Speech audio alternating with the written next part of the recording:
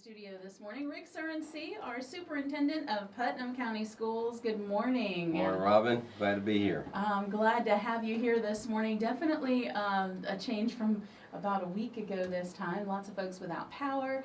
School ended up being out for a whole week. What do you do about something like that? I know up north they've got snow days.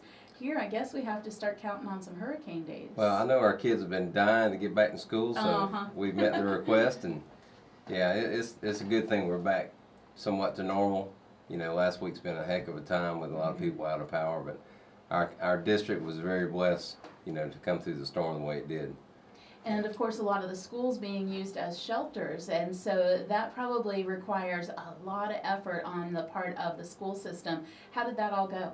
Well, we had a total of 7 shelters set up during that time. We housed 1,700 citizens in those shelters. Wow. And it's just a joy to know that we can reach out and, you know, support our people during their time of need. And our shelter stayed open through the whole time. Our special needs shelter closed down the day before school started. So it was pretty close. And every school lost power during the storm, and our last school was powered up on Saturday. So we cut it pretty close. Yeah, sounds like it. So now that things are back in session and you're back in school, what's on the agenda for going forward? Well, I know people are asking about, you know, how are we going to make up the time, and we will send out an announcement here in the next day or so. We do have some days built into our schedule, thank goodness. So, you know, we'll let you know about that as soon as possible.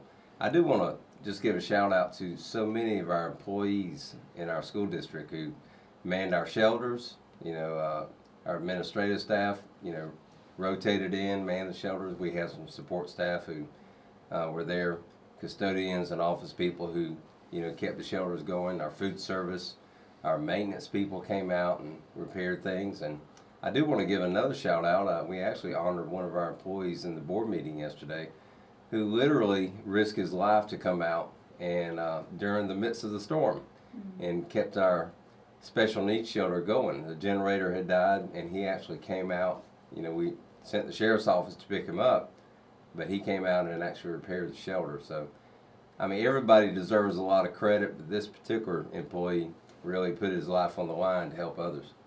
And you know, I heard a lot of great stories like that. People just getting together to help other folks, and even though it was a pretty difficult situation, and then people, in fact this morning, some people still without power in our community, and just really feeling the effects of trees down and damage done and things like that.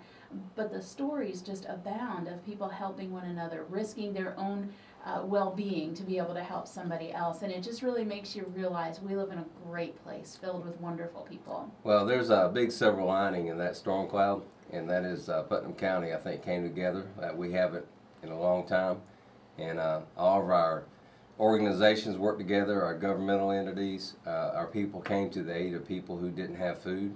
I mean, I know we didn't, but our community fed a number of people yesterday and in previous days who really wanted food and hot food. Yeah. And what a great testimony for Putnam County that people come together. And I think we have a lot to be proud of. Yes, we do. Yes, we do.